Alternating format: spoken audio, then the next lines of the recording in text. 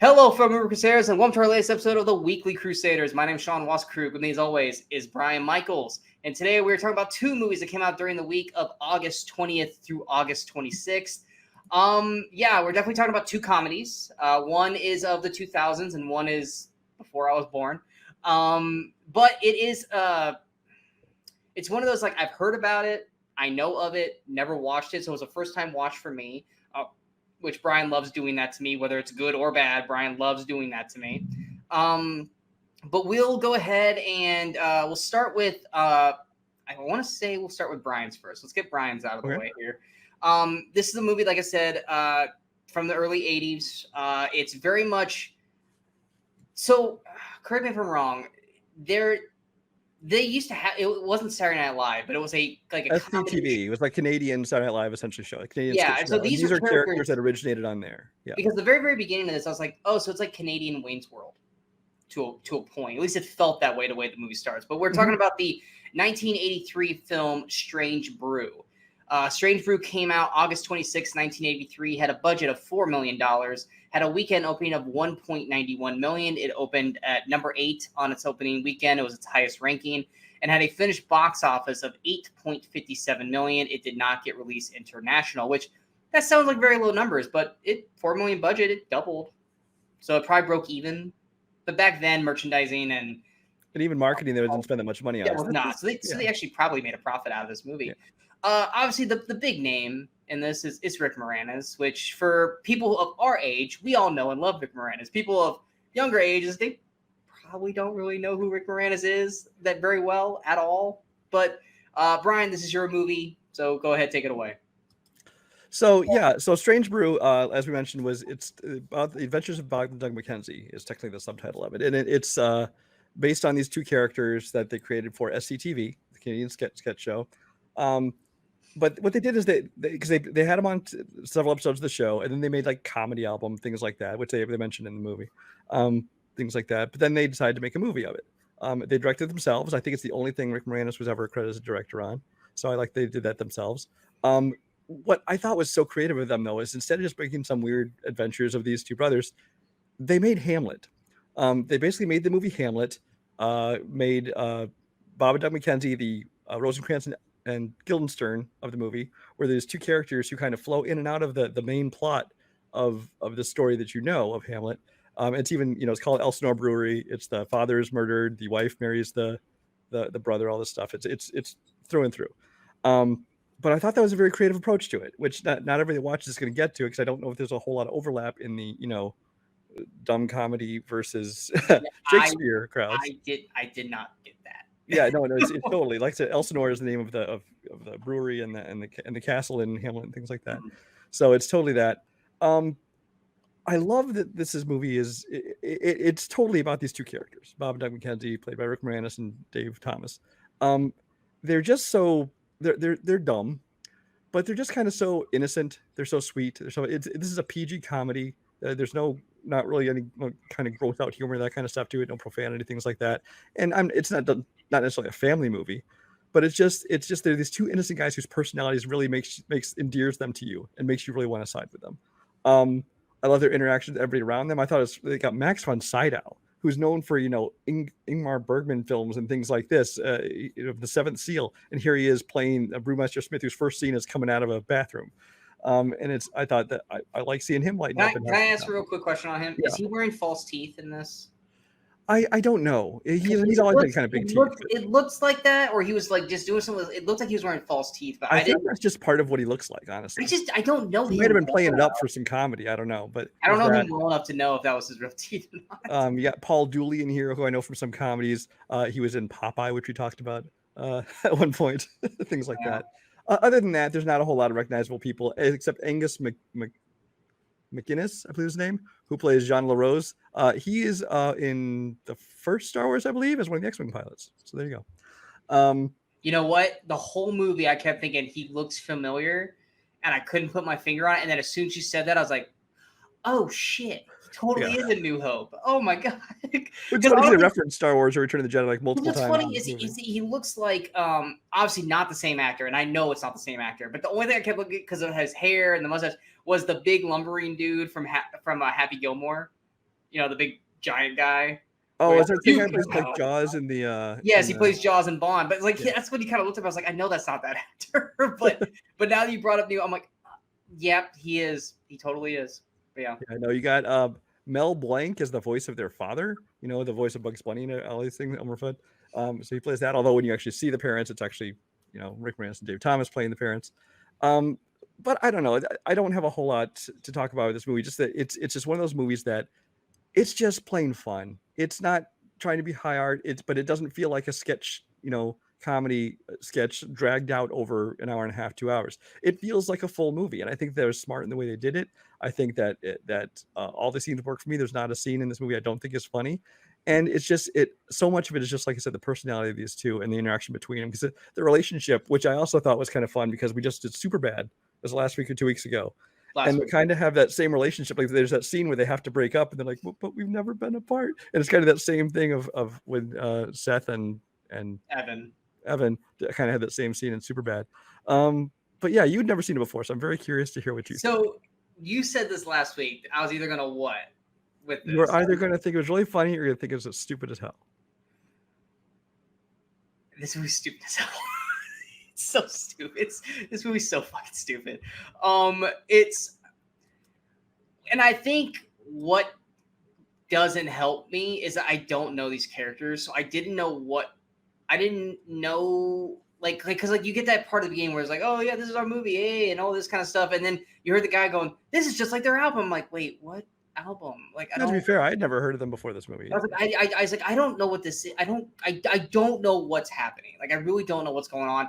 So it's like it felt very much like you almost had to have known their shtick before the movie a little bit, because I was like, that whole opening, I was like, I am really kind of lost at what's going on. I think Wayne's World is the perfect analogy. It's the same kind of thing. Yeah. And so also just like, how would they have gotten a movie in that movie theater? But regardless, I don't dislike Dave Thomas or Rick Moranis. I actually enjoyed them. It was the whole fucking Hamlet story shit around them that I just couldn't stand. Because it's just so fucking dumb. You have this like, and now that you explained that it's Hamlet, I'm now starting to understand like why there was a fucking ghost. And yeah, because the ghost of Hamlet's father. Yeah, now that you're explaining, I'm like, okay, I guess I get, because there's so many parts I'm like, what the fuck is going on here? It's like what is because I'm just watching. I'm just like, are they trying to be like Naked Gun, where it's a spoof? Like I'm not understanding what they're trying to do here. Because at first I was like, oh, it's Wayne's World, but Wayne's World still was like a movie, on a skit, and I wasn't 100% sure how to treat this movie, so it felt just all over the place for me. I've never seen Rick Moranis that young. My God, he's a baby in this movie. There's so many times, like when they're not doing the face and he actually has like a regular face, I'm like, oh my God, dude, he looks like he's like 16. It's not because this is only 1 year before Ghostbusters, but he just it is. But in Ghostbusters, they make him look older in there. And it's like 3 or 4 years before Little Shop of Horrors. But he looks so young in this movie. But I enjoyed them together, even though I got kind of a little annoyed with their dialogue, because it was very much like take off and like, it's like okay, like, do you have any other things you want to say besides just take off, you hoser, and all this kind of shit? But I get that's the whole shtick of it all.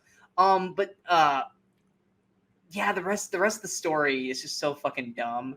I mean, like, you have like random people playing hockey. I get it's Canada, so that's probably the whole joke of it. Because I was like, it's like, what is this? Like, are they dressed like stormtroopers? Like, what is going on here? It's like they're playing hockey. Like, why? Yeah, and then going Canada. Just a little bit of background here, which will it's not. I'm not defending it. This just kind of help explain stuff.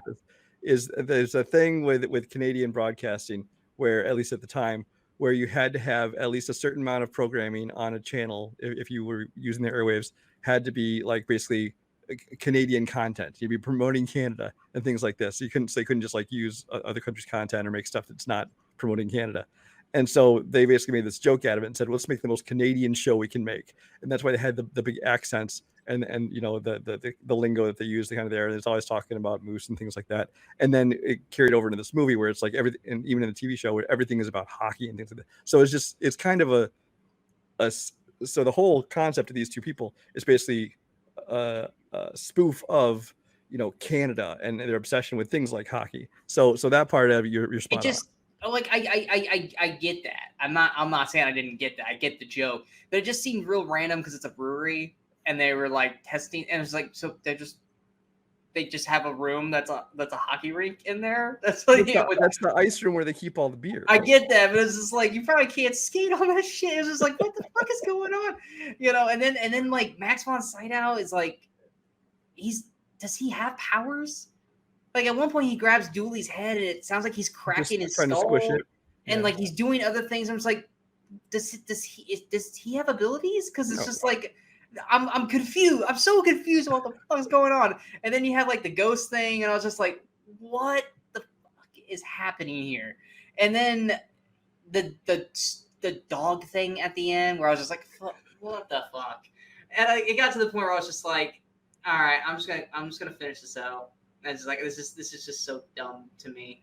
And then of course the big joke with Moranis at the end with the beer, you know, when he basically goes, oh god, what's her name from fucking Charlie, Violet, whatever, from Charlie and the Chocolate Factory, or Willy Wonka. Oh, yeah. You know, and then of course, you know, like I gotta pee, and they use that to put out the fucking fire, which that part I thought was kind of funny, but it was just. There were mild laughs, but it was one of those things where I appreciate what they were trying to do. I don't think it was utilized well, but it's also 1983. So it's one of those things where it was like, by today's standards, this movie sucks. By 1983 standards, it probably was pretty solid. And as I was watching it, I was like, I can see a lot of comedies from the 90s that used this kind of stuff, like Dumb and Dumber. I see Dumb and Dumber. I see Harry and Lloyd in these two characters. Obviously, Wayne's World. Even Night at the Roxbury to a point with Chris Kattan and Will Ferrell. It was just there was things like, as I was watching, it was like, I can see that this was a starting point for a lot of comedies in the 90s with like brothers or best friends and stuff. Because there's certain elements in this movie that I was like, I can pinpoint, like this was an idea that brewed and branched off into a Dumb and Dumber or into other films. So it's like, it's one of those things where you can get mad at it and hate it because it doesn't work with the stuff that worked later, but it was a jumping off point for a lot of comedies that I saw in the 90s. And so you got to kind of appreciate it for what it is, even though I didn't enjoy it. But it's, you know, it's like when you, and Brian's gonna scoff and shake his head at me for this because I hear, you know, it's like when you watch a fucking Monty Python movie. It's like, this isn't funny, but I know it branched off to a lot of shit, and it's one of those things where it's like, this guy kind of had the formula, and then everyone kind of took that formula and made it better, you know. But the purists are gonna like the original content, like Brian does with Monty Python, which I fucking can't stand. But I know that Monty Python led to like 18 other comedies that, in my opinion, worked better. But you can't knock the original, because the original is the original. It's the one that fucking started the whole thing. It's just not for me. And Strange Brew was kind of like that. I didn't enjoy it. Yeah, I kind of knew going into this, I'm like, this may, especially because I knew of your feelings on Monty Python, which this isn't like Monty Python. No, it's not. Not at all. I'll just use that as an example. But I still could see how both of them are not necessarily your style of comedy. And like I said, maybe it's because I grew up in the 80s and I'd seen this movie, although I didn't see this until several years after it came out. But it is one of those things which I don't think that it's things you need to overlook and look at as a product of its time. Just for personally, I enjoy it. I still watch it today and still think it's very funny. But it's one of those movies I completely understand if the comedy isn't for you. And I'm glad that I was at least able to help you make more sense of it by explaining the Hamlet connection. Yes, without that, I was like, I would have probably fucking attacked him harder. Because I mean, for anybody who's familiar with Hamlet at all, it was even in the marketing, because the poster even says like something funny is brewing in Elsinore instead of something, I forget the tagline from. Yeah, I just took Hamlet. that as a beer joke. But there's all kinds of things that make it obvious that this is supposed to be Hamlet. But for somebody who's not as familiar with it, I can see like, oh, now I get it. Yeah, like once you started saying that, I was like, I don't like how they utilized it, but all of a sudden, some things are making a lot more sense all of a sudden. And I was like, especially the ghost part, because I was like, oh, the ghost. Yeah, because the daughter is Hamlet. So yeah. Yeah, I was like, okay. I was like, I still don't like it, but I won't bash it as hard as I was going to bash it, kind of thing. So good job changing me in a split second there, because I was ready to like, I don't want to totally viciously attack this movie, but my God, Brian, once again, you just want me to watch bad films and you get a kick out of it. This isn't cinemasochism. Well, sometimes I show you one and you're like, oh, I really liked that. And so because like, honestly, you want to know, you know what fucking ran through my head, and I know that you would have definitely pushed back, so I'm gonna say it. When that fucking dog scene happened, and I'm not gonna say what it is in case people want to check this movie out. When that dog scene happened, I go, "This is my rockadoodle." Oh shit. This is my. That's how annoyed I was by the time that scene came. I was like, "This is my rockadoodle," and Brian is never gonna be able to throw rockadoodle on my face anymore because he made me watch fucking Strange Brew. The fact that you're equating those is just. Oh hell yes, I am. I am. Because Rockadoodle is one of the worst movies I've ever Rockadoodle watched. was a kid's movie, and I was a kid when I watched it, and I liked it. I was like, oh, let's go back and rewatch this. I remember loving this when I was a kid, and then watching it now going, oh, damn, this is not good anymore. That was me, just making a choice off of young Sean brain. You were old enough to know this movie, and so yeah, no, this is like when that dog scene happened, I was like, this is my Rockadoodle. But the Hamlet thing helps. It doesn't save it, but it helps. Like I said, I'm trying to talk as nice as I can about this movie without completely shitting on it. I appreciate what it did and what it started, but it was not for me. Anything else you'd like to add? No. Although I will say to anybody who Sean's talked out of watching it, go watch it and see for yourself. I think it is a hilarious movie. It is a comedy classic in many people's eyes, and you should check it out. We're the same two people who think Caddyshack is not funny. So or Animal House. I have actually still never seen that movie. Don't bother. No, to me, a good 80s like comedy is Porky's. Porky's to me is funny. I don't know if I'd call it good. I enjoy Porky's. I think Porky's is hilarious, and that's because my dad and brother always made me watch it, and so I equated it to that. But we're moving on to my film now, and I prefaced this to Brian before we started the episode, and I was like, I watched my movie, which we'll get it out of the way. 2000's cheerleading film Bring It On. Bring It On came out August 25th, 2000, had a budget of $11 million, had a weekend opening of $17.36 million. It was number one its opening weekend, spent 2 weeks at the number one spot, and had a finished box office of $90.45 million, 68.38 million domestic, and $22.07 million international. And I said this, preface this last week, is like, if you were going to tell me back in the early 2000s, hey, eventually you're going to do a movie show where you pick a movie to talk about each week and you're going to pick Bring It On, I've probably been like, shut the fuck up. No, I'm not. And here we are. And it's one of those things, like, as I was watching it, like, I didn't hate it, but we've done this both, where we both have picked a movie that we thought, hey, I haven't seen this one in forever, I'm going to pick this. And then you go back and rewatch it and go, you know what? This movie doesn't hit as well as it did, 23 years ago. Or it's like, it was okay. And then I was like, oh, I must not have had really good choices this week. And then I just went back and checked all my choices that I could have picked. I made a bad choice. There were so many good movies that I chose not to talk about this week. But to be fair, several of those movies you listed, I know that we eliminated because you're like, these movies get talked about all the time. Let's talk about things that don't get talked about. Like Inglourious Bastards, for example, was on my list this week. I was like, we've talked about Bastards before in some capacity. And there was at least 6-7 other movies that I named that I was like, I could have talked about that. Like, honestly, I was going to pick Desperado, but I felt like Brian and I have definitely talked up Desperado a lot on the show. I think back when we did Weekend Crusaders, we talked about Once Upon a Time in Mexico, and we pretty much spent that whole time praising Desperado and shitting on... Because we didn't want to talk about it. Exactly. We just want to talk about Desperado. So I definitely was like, man, I could have talked about so many other movies besides Bring It On, but we are talking about Bring It On. And like I said, I preface this is I don't hate the movie.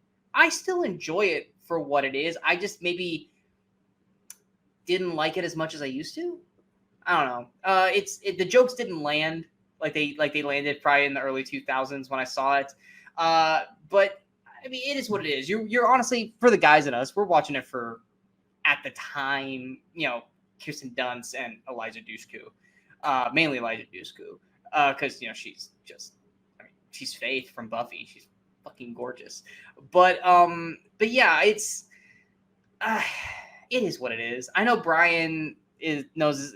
I know he rated this as an average film, and honestly, I can't knock him for it because it is a very average movie. There is a way better cheerleading movie out there called Fired Up. Exactly. That is way funnier and it has a way better premise. Also, this movie is the movie that gave us Gabrielle Union, who I think is just gorgeous, and she's married to my favorite basketball player, one of my favorite basketball players of all time, Dwayne Wade. And I enjoy her pretty much in everything I see her in. I think she's a fantastic actress. So if anything, this movie gave us Gabrielle Union. But I'm going to hand this over to Brian now. Brian, bring it on. Literally.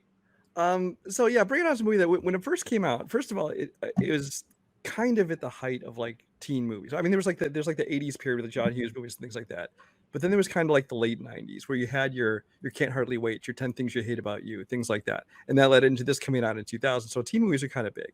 And like you, I'm a cheerleading movie? Really? I'm going to go watch a cheerleading movie? But, it has Kirsten Dunst in it, who, honestly, I don't think is a great actress. I think especially in recent years, she's very awkward. I think especially in the Spider-Man movies, she's awful, but so is Tobey Maguire, but that's a whole nother conversation. But I mean, worst Mary Jane ever. She's a fucking bitch in those films. Anyway, continue. But even from like Interview with the Vampire on, I think she was a good actor. We kind of watched her grow up. She was like 13. Don't knock her for that. No, I was saying she's good. Okay. Then. Okay. She did then, and she kind of did some things here and there, which I didn't love. And then after this, I think one of her best movies, well, at least my favorite movie, I don't know about best, from her is Get Over It, which I think is great fun and underrated. Get Over It's good. Get Over It's good. Yeah. So she was in it, and at that point, I saw everything that came out, so I went and saw this, and I was actually quite entertained by this. I actually remember really enjoying this movie. Now, rewatching it recently, it's like I don't like it as much, but like you, I don't dislike it. Yeah. But it's just kind of like it's all right. I think part of it might be the fact that Fired Up is a way better. I was going to bring that up myself. It's a way better cheerleader movie. It's way funnier. Yeah. What strikes me most about this movie is like I said, looking at the cast, Kirsten Dunst has kind of had her career. I was surprised Eliza Dushku's career didn't take off more. She kind of went the way of like your straight to video horror movies. Well, yeah, she did. She first showed up. At least I first saw her in True Lies in '94. And then I remember seeing her appear in a small part in a rom-com or a comedy called Bye Bye Love. But basically, she didn't do anything much for like 5-6 years until this movie came out. And you're like, oh, she grew up. Well, she was in Buffy. Well, see, I didn't watch Buffy really. I mean, she's a badass in Buffy. So she was in this movie and it's really good. And then I think after this, I mean, she didn't do a whole lot after this. I mean, she showed up in like Soul Survivors and there's things like that until like. And in TV, you got Dollhouse. And 9-10 years later, she was in Dollhouse in like 2009. I think that started. Yeah. And but then I guess I thought that her career would take off more. Gabrielle Union, though, on the other hand, she's kind of just like the leader of the other girls' pack of cheerleaders, and she don't think much is coming to that. Now she had been in stuff before this, like she was like a teen staple, and like She's All That. And Things I Hate About You. She was also in that one, and things like that, and this one. And while I'm not a big fan of a lot of her movies because she doesn't make the kind of stuff that I tend to enjoy as much. She's probably the person out of this movie, aside from maybe Kirsten Dunst, has had like the biggest career.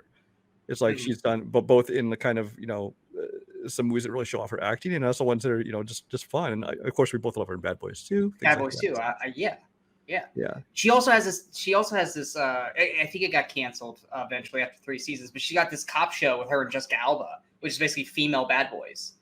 I'm blanking on the show. I got to look it up. Well, not from Bad Boys. She plays her same character. She basically plays. I believe. I think is what it's called. Yes, LA's Finest. And I enjoyed the hell out of that show. Which honestly, I still never, because when it came out, it was on like some weird channel. It was in Canadian TV. Yeah, and I think you could watch it on Spectrum cable, which I don't have around here. So it's like I never saw it, but like now it's available to stream. I never remember to get around to watching it. Well, because they finally released the first season on Fox last year. Is that what it was? Okay. And then everyone's like, "Hey, yeah, watch it, catch it on. Maybe we'll save it." It didn't, but then they dropped all the seasons on Netflix. kind of thing. Maybe that'll bring it back, like Suits is being a success right now. I have had like 5 people in the past month go, Sean, you know what's a really good show? Because they always come up to me to talk to me about I it. don't understand. They go, Because Suits. I go, Netflix does it with movies and TV shows. Where like they'll put some 10-year-old movie on their service, and all of a sudden it's like their third most watched movie. I'm like, yeah, I've had 5 and then a people show come like on. this, like Suits, is like also the most famous show. I'm like, it wasn't even that popular when it was on. No, I was like, did you watch Suits? I'm like, you're talking about like when it was on like 8 years ago, back when like Meghan Markle was just Meghan Markle and not like Princess of Wales Meghan Markle. They go, this isn't new. I go, do you really think she's acting right now? No, she's married to the prince. Like she ain't acting anymore. Like, come on. Sorry, that was a tangent I got on. But yeah, we got sidetracked. But still, but like, but I this mean, movie, it's a fun movie. It very much fits in with the other 2000s. teen movies of its era. It's very 2000s. And I enjoyed it. And like I said, for me to enjoy a cheerleading movie is not something I would expect, but I had fun with it. It's just not.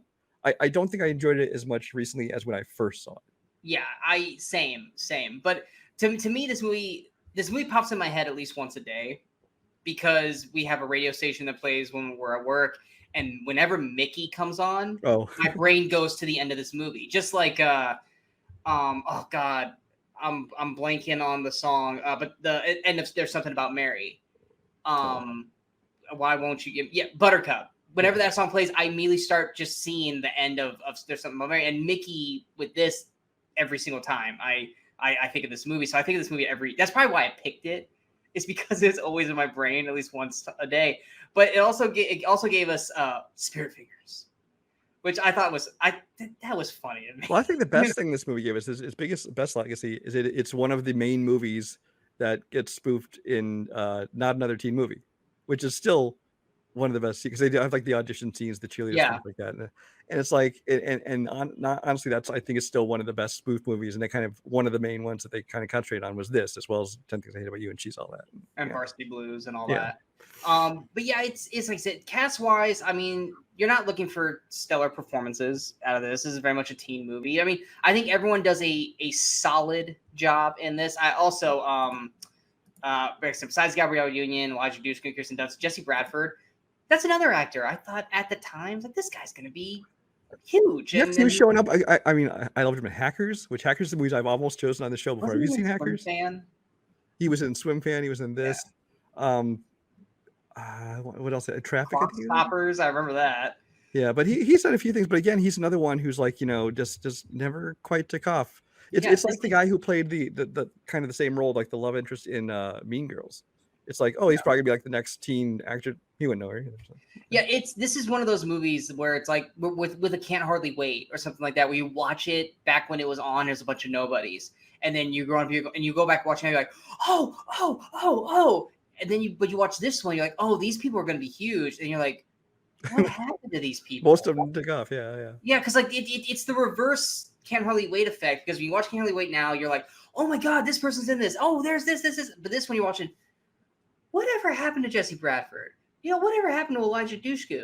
He was like, oh yeah, Kirsten Dunst, yeah, she's here too. But like, oh yeah, Gabrielle Union. But for people who don't know, like I said, me, because I'm, I love Dwayne Wade. Gabrielle Union's been in my hemisphere ever since, because she's always been around in a way. But for a lot of other people, they're like, oh yeah, Gabrielle Union, what happened to her? And it's like, you watch this cast and you're just like, there's so many people that I thought were going to be huge, and they kind of didn't do much after this. Like I said, there's definitely a lot of Buffy people in this. There's at least 2 Buffy characters in this, because you got Claire Kramer's the other one, right? What's that? Claire Kramer? Yeah, Claire Kramer, because she plays Faith, or not Faith. She plays I'm blanking on her name. She was the main villain in season 5 of Buffy. I did actually watch a good chunk of Buffy. I think I just didn't watch it when it first was on. Faith was in season 3. She was the main bad in season 8. She was awesome in it. And then like obviously like who you just said, Claire Kramer, she was, I think, the big bad in like season 5 of Buffy. Cannot remember her name to save my life right now. But yeah, it's, for what it is, it's solid. But if you're telling me, hey Sean, you got to pick a cheerleading movie to watch, we're picking Fired Up, because Fired Up's just way more fun and amusing and just better acted, even for what it is. Because like, it's a raunchy comedy, but it actually had a lot of heart to it. Whereas Bring It On was just like, we got to go to finals. Like, this is almost like Pitch Perfect, but without the singing, and it's cheerleading in a way. You know, because you get the girl who doesn't want to be a part of the cheerleaders because she gets forced into it because she's a gymnastics person. So she's kind of the fish out of water, and then she embraces it, much like Anna Kendrick in Pitch Perfect. And you know, you got the rival group and stuff. Except in this one, the fucking rival group wins at the end because they're the ones that should have won all along, kind of thing. So it's like I said, of the 2000s, it's very much a 2000 movie. It doesn't hit quite as good as it did back then, but like I said, I remember it fondly enough to want to pick it this week. But yeah, I probably should have picked a different film. We probably would have had more fun with a lot of the other choices we have, but it's still a solid film. I think you can watch it on YouTube for free right now. The quality, it's not technically free anywhere, but it is. Somebody put it up on YouTube, so the quality's not that great because I watched it on there because I sent you the link, but I didn't check it myself, so I didn't know. Yeah, no, I think if you watch it on like your computer, it's fine. But you put that on a fucking TV, it's like, ooh, this is not that great clarity. Because I basically got to the point where I got like 10 minutes in, I was like, I just need to go downstairs and get the DVD, which. Also, still, you know, DVD in today's standards today, it's like, depending on your up conversion, is either good or just as bad. But anyway, anything else you'd like to add? Just that Claire Grant's character is called Glory. Glory. I wanted to say Honor, and I was like, that's not right. Yes, Glory. And she was a badass in Buffy as well. Also, Nathan Fillion, who was also a bad guy for like almost the whole last season of Buffy. Also, like I said, Buffy's just great. Watch Buffy. Buffy the Vampire Slayer is fantastic. Is Strange Brew? I rewatched the movie Buffy a lot long ago. Doesn't hold up. Just saying. I don't think that it's not. It never. At the time, I loved it. It never held up in general, but it was a guilty pleasure movie with Luke Perry and was it Kristen Summers? Christy Summers? Who plays Buffy? Swanson, and of David course Arquette's in there. Ben and Affleck is in there briefly. Yes, and Paul Rubens is part of it. Yes, he's like I said, I like it. It's not as good as a show, not by a long shot. But we're totally on tangents today. Anyway, sorry. We are. It was because we don't have a whole lot to talk about these movies, so we're just finding little nuggets to branch it off, so we can have a full show. Maybe next week when I got another new movie for you. This one I think is going to be more your style. Yeah. Yes, this is one. Honestly, the movie that you picked. Well, first things first. I hope you guys enjoyed this episode. If you guys did, hit that like, share, subscribe button to the channel so you guys stay up to date with all the latest videos pop up on Movie Crusaders. Of course, you get to follow us on all the social media outlets you see below. Coming up next, we'll be back next week for the newest episode. And like Brian said, it's another movie that I have never seen, but this is a movie that I have been trying to see multiple times. You get those movies you really want to see, and then they don't get released in theaters. And then you're like, oh, I'll catch it when it's on TV. And then you never find it when it's on TV, and then you just forget about it. That's this movie. So I finally will get a chance to watch this movie. Cast-wise, this looks, in theory, this looks great. I'm picking a movie, relatively new film. I guess it's not as new. They already did like a sequel kind of to it now. So I guess it's old enough to have had a sequel, or at least a movie that's in the world of it to a point. Also this week, every year, slim pickings. So yeah, the first week in September, because it's the end of summer. That Labor Day is always a week release. I believe when we did Weekend Crusaders, this is when we did the Stinker Week, where we just chose 5 movies to hate on, which was led by Napoleon Dynamite, which is still a shit fucking movie. But yes, my movie is a movie that I went in with the lowest of low expectations, and then while watching it going, this movie's actually freaking great. So figure out what that movie is based off my descriptions. I did a big, massive review roundup of 5 films that I had seen over the last couple weeks. Blue Beetle, Talk to Me, Haunted Mansion, Last Voyage of the Demeter. I almost said Dawn Treader again. And then Meg 2, The Trench. Fuck that movie. But anyway, did I leave one out? I don't think I did. But coming up this week, there's not really. I mean, Vacation Friends 2 on Hulu, technically. I kind of enjoyed the first one, so I'll definitely check out the second one. I don't know if it's review worthy for the channel, but there's not really any movies coming out until Gran Turismo comes out, but I'm not excited about that one. Yeah, Gran Turismo. I honestly, if I see a movie this weekend, Jurassic Park is coming back out in 3D. So yes, and you should always go and see Jurassic Park whenever it gets re-released in theaters.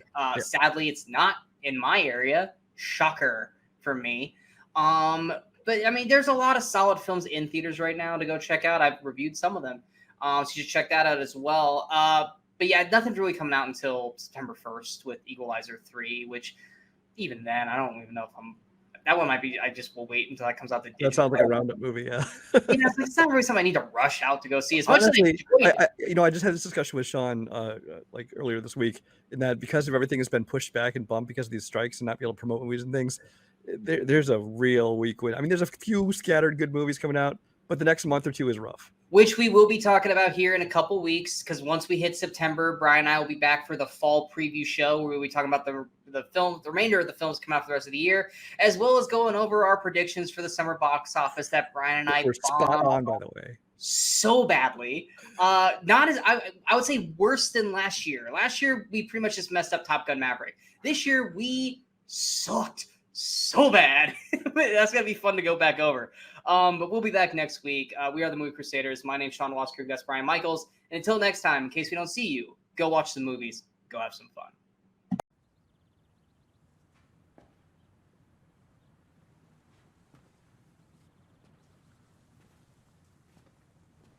You're still here. It's over. Go home.